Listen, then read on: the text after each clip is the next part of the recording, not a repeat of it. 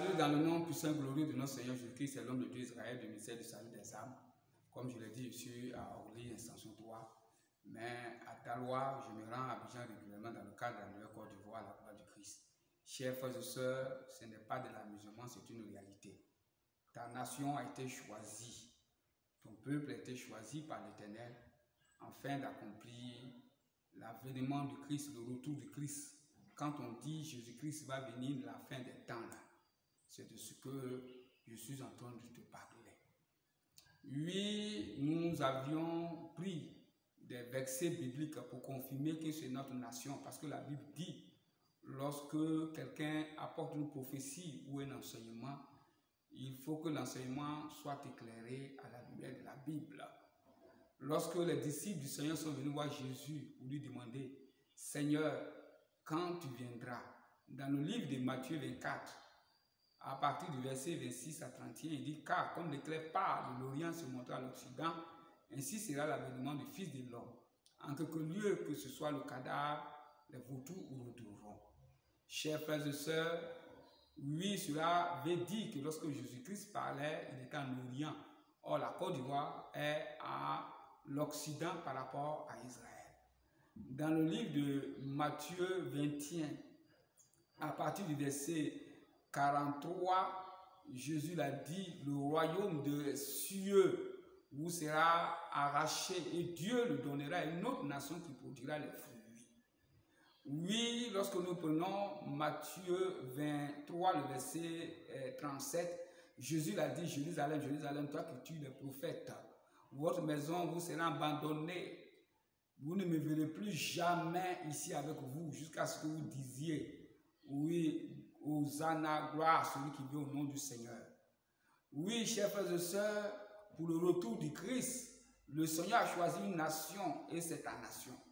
J'ai le devoir de t'annoncer, comme il a dit véritablement Ézéchiel, dans le livre d'Ézéchiel 3, le verset 11. Il dit, va parler à ton peuple. Oui, il y a certains qui vont t'écouter, il y a certains qui ne t'écouteront pas.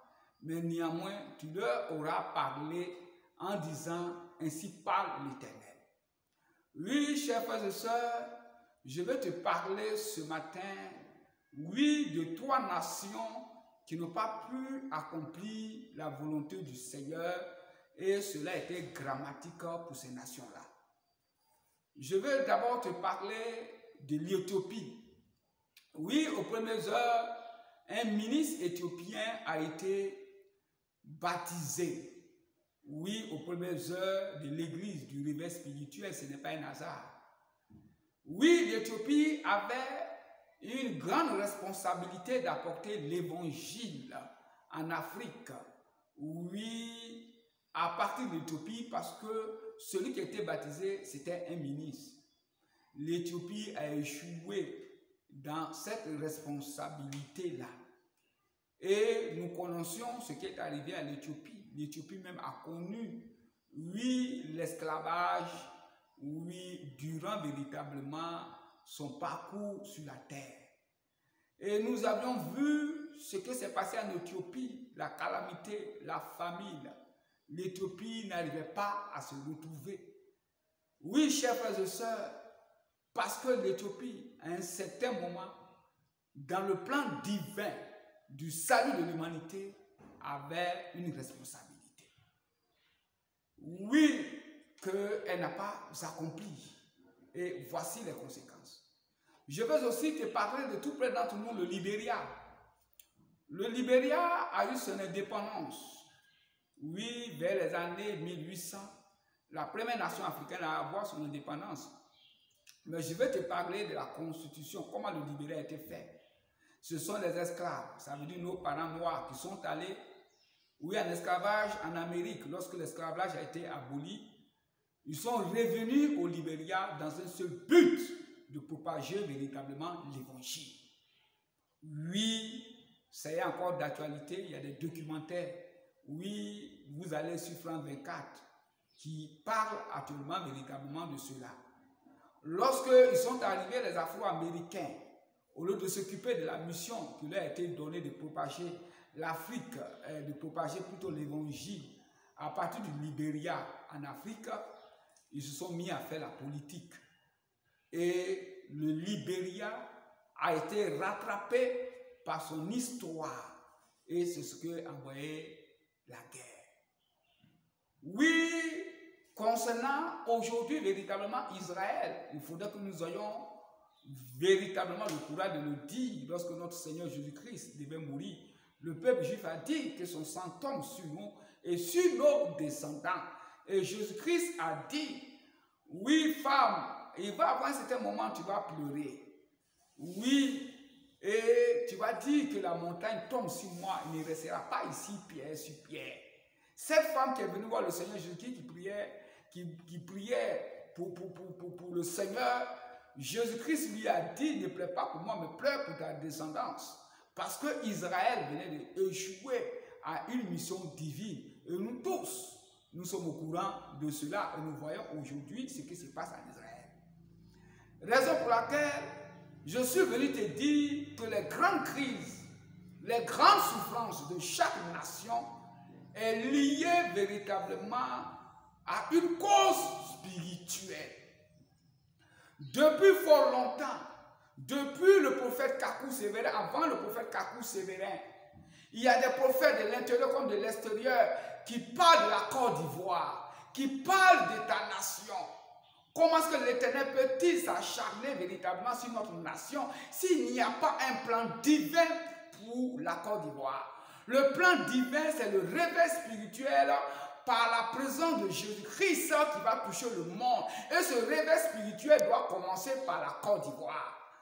La Côte d'Ivoire n'a pas un problème politique. La Côte d'Ivoire a un problème spirituel. La Côte d'Ivoire n'a pas un problème politique. La Côte d'Ivoire a un problème spirituel. La Côte d'Ivoire n'a pas un problème politique. La Côte d'Ivoire a un problème spirituel. Et le problème spirituel est lié à l'avènement de Christ, au réveil spirituel.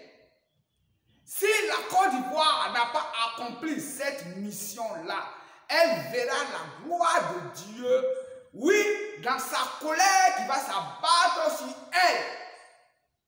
Je suis venu parler à un Ivoirien, quel que soit ton rang social, quelle que soit ta position. Ivoirien du Nord, Ivoirien du Sud, Ivoirien de l'Est, Ivoirien de l'Ouest, Ivoirien du Centre, Ivoirien d'adoption, Ivoirien sur le sol ivoirien. Nous avons un destin commun. Avant que la colère du Seigneur ne se lève, tu es la nation qui a été choisie afin d'apporter le réveil spirituel par la présence du Christ. C'est ta mission, afin que tu ne sois pas comme le Libéria, afin que tu ne sois pas comme l'Éthiopie, afin que tu ne sois pas comme l'Israël. L'héritage qui nous a été laissé dans cette nation par le président Houphouët-Boigny, oui, c'est le christianisme. Faire propager véritablement l'évangile. Chers frères et sœurs, tu dois partager cette vidéo si tu aimes ta nation. Tu dois partager cette vidéo si tu ne veux pas que le pire arrive en Côte d'Ivoire. Tu dois partager cette vidéo si tu aimes le Christ. Tu dois partager cette vidéo si tu aimes véritablement ta famille. Ce n'est pas que lorsque ça va arriver, on va commencer à demander c'est qui. Je te répète, ton pays n'a pas un problème politique. Ton pays, la Côte d'Ivoire, a un problème spirituel. C'est ce que je suis venu te dire ce matin. Oui, il y a un mouvement de réveil spirituel dans lequel je t'invite incessamment. Mon numéro, c'est le 07 8 78 80 81 53. Si tu aimes ta nation, que tu aimes le monde, que tu aimes le Christ, abonne-toi sur ma page, partage cette vidéo à tes frères et abonne-les afin que nous soyons dans la connaissance de la révélation du Seigneur Jésus-Christ dans cette nation par sa présence glorieuse. Que la paix du Seigneur soit sur vous. Amen.